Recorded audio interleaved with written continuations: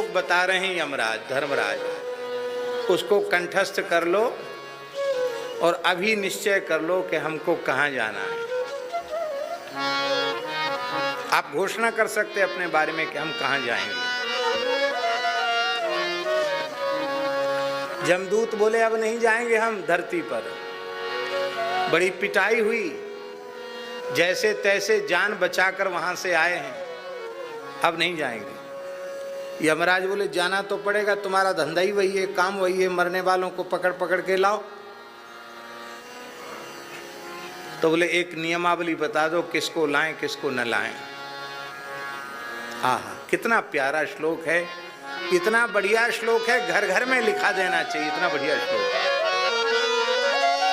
जिह्वा न भक्ति भगवत गुण नाम धेयम, चेतश्च न स्मरति तच्चरणारविंदम, कृष्णाय नो नमति यच्छिर एकदापि, आनानयध्वमसतो कृत विष्णु कृत्यान्।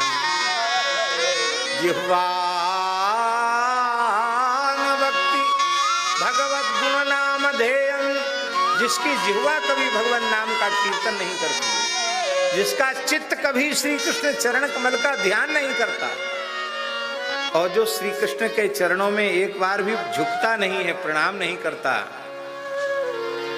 कृष्णाय नो नमति यच्छिर एकदापि, तान आनयध्वम, उनको पकड़ पकड़ के लाओ कान।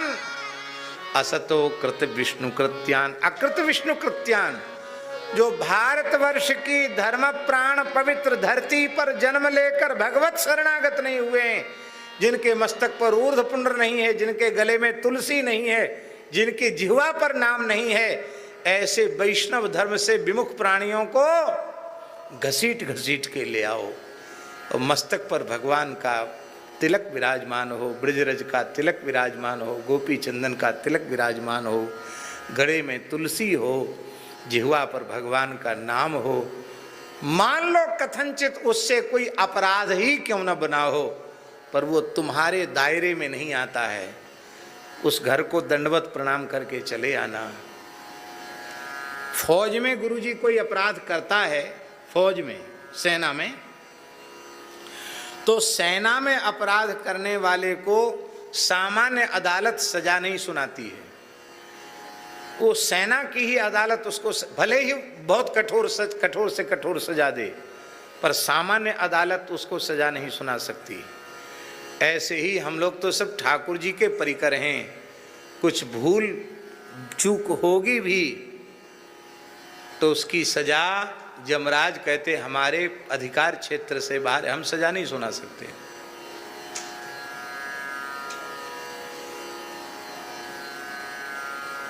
हम सजा नहीं दे सकते उसको। ये तो भगवान के परिकर के हैं, भगवान चाहे क्षमा कर दें, भगवान चाहे उनको कुछ थोड़ा मोड़ा दंड दे दें। पूज्य पंडित जी महाराज कहते थे, पूज्य पंडित श्री जगन्नाथ प्रसाद भक्तमाली जी कहते थे, आज ही हम सवेरे चर्चा कर रहे थे रसिक माधवदास जी से, पंडित जी महाराज कहते थे कि ब्रज में काऊ को शरीर पूरा है जाए और मान लो बातें कछु ऊट पटांग काम बन गए हुए तो वो कहाँ जाएगो। तो कहते भैया हमें तो ऐसा यही बात समझ में आई है कि ब्रज में जाने जन्म लियो, ब्रज में जाकी मृत्यु भई, वो न स्वर्ग जावेगो न नरक जावेगो, कहाँ जावेगो, बोले तो अंत में ठाकुर जी श्री जी के चरण में ही जावेगो, पर जो बन गए हैं शुभाशुभ कर्म उनको कहा होएगो। तो पंडित जी कहते थे कि भूतेश्वर महादेव उन जीवों के पैर में रस्सी बांधते हैं और उनको 84 को उस परकम्मा में घसीटते हैं, परकम्मा करा लाते हैं, रज रानी में घिस घिस के सब शुद्ध हो जाते हैं, फिर सब ठाकुर जी के परिकर में पहुंच जाते हैं। भले ही कहीं न लिखी हो, पर पंडित जी महाराज इतने सरल भाव से कहते थे कि दूसरे के लिए प्रमाण न हो, पर मेरे लिए तो पंडित जी की वाणी प्रमाण है, संतों की आचार्यों की वाणी प्रमाण है। तो भगवान की यह विलक्षण कृपा है कि भगवान, इसलिए धाम का आश्रय, इसीलिए धाम का आश्रय। देखो धाम का आश्रय लेने पर नाम रूप लीला की प्राप्ति अपने आप हो जाती है। धाम का आश्रय लेने पर नाम सुलभ हो जाता है। धाम का आश्रय लेने पर रूप सुलभ हो जाता है, धाम का आश्रय लेने पर लीला सुलभ हो जाती है। इसलिए धाम का आश्रय प्रत्यक्ष भगवान का आश्रय है। हमारे पूज्य गुरुदेव भक्तमाली जी एक बात कहते थे, भैया जिस पे साधन बने वो कहीं भी रहे, साधन करे अच्छी बात है, पर जो सर्व साधन शून्य हो वो रजरानी में आके पड़ जाए, बस सब हो गया। महाराज जी कहते थे साधन बने तो कहूँ रहो, कुछ न बने तो यहाँ आकर पड़ जाओ रज में, यहीं से सब कुछ हो जाएगा। संकल्प कर लो अपने मन में पक्का कि हम धाम में ही मरेंगे, धाम की ही रज प्राप्त करेंगे, ऐसा पक्का निश्चय कर लो। आप लोग कहेंगे आपके अधिकार की चीज नहीं, आपके अधिकार की चीज नहीं है कि कहाँ मरोगे, पर आप तो पक्का तो करो। इस तिलक कंठी की लाज रखकर, इस भेषधारी भक्त की भी वाणी की लाज रखकर ठाकुर जी अपनी संपूर्ण शक्ति लगाकर भक्त की वाणी को सत्य करेंगे। आप पक्का कर लो, ठाकुर जी उसे सच्चा करने के लिए तैयार हैं। आप पक्का कर लो, धाम में ही, धाम की रज में ही शरीर छूटेगा, पक्का कर लो। जिह्वा न भक्ति भगवत गुण नाम ध्येयम चेतश्च न स्मरति तच्चरणारविंदम कृष्णाय नो नमति यच्चर एकदापि तानान यद्वमशतो कृत विष्णु कृत्याम। ये छठा स्कंद पोषण लीला है। पोषण क्या है? पोषणस तदनुग्रह, भगवान की कृपा, भगवान के अनुग्रह को ही पोषण कहा गया। भगवान का अनुग्रह कैसा है देखिए, विषयी जीव चित्रकेतु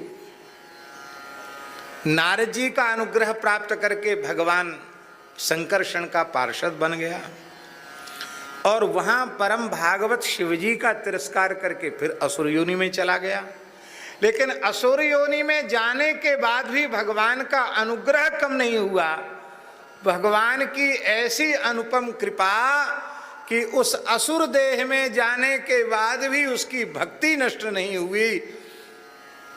भक्ति जी बीज पलटे नहीं, जो जुग जाहि अनंत, ऊंच नीच कुल उपजय होए संत को संत। और वृत्तासुर भगवान का इतना उच्च कोटि का भक्त है कि इंद्र जैसे प्रबल शत्रु से युद्ध कर रहा है और भगवान की स्तुति कर रहा है। भगवान ने अर्जुन को कहा, माम अनुस्मर युद्ध च, मेरा स्मरण करो और युद्ध करो।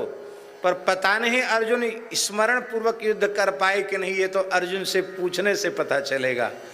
लेकिन वृत्तासुर ने प्रत्यक्ष करके बता दिया, इंद्र जैसे प्रबल शत्रु से युद्ध करते समय भी स्मरण कर रहा है।